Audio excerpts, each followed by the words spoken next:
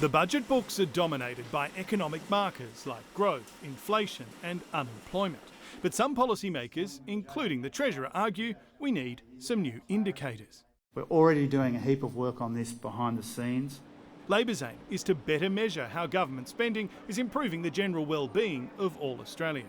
I often say to people that the economy is not an end in itself, it's a means to an end. New Zealand's Deputy Prime Minister has for years been talking to Australia's Treasurer about the merits of a wellbeing budget. Across the ditch, they already measure progress on the transition to a low-emissions economy, the physical and mental well-being of New Zealanders, outcomes for Maori people, child well-being and the skills people need for work in the future. And we are working on the things that we think will have the biggest long-term impact on New Zealanders' living standards.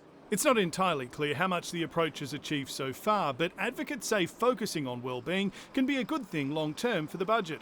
For example, if children are lifted out of poverty, it's presumed they'll contribute more to the economy later in life. In terms of well-being for the nation as a whole, putting an emphasis on early intervention is absolutely critical. Jim Chalmers' first budget on Tuesday will include a wellbeing chapter that discusses the concept without setting firm goals. But on budget night, it is likely to be somewhat overlooked as the Treasurer grapples with other issues like the massive amount of debt he's inherited and the rising cost of living. It's going to be a tough Christmas for many Australians as they see interest rates going up, they see the cost of groceries going up. Even in a time of crisis like we've got with high inflation, the wellbeing approach helps because it helps understand which groups in the community need to be supported.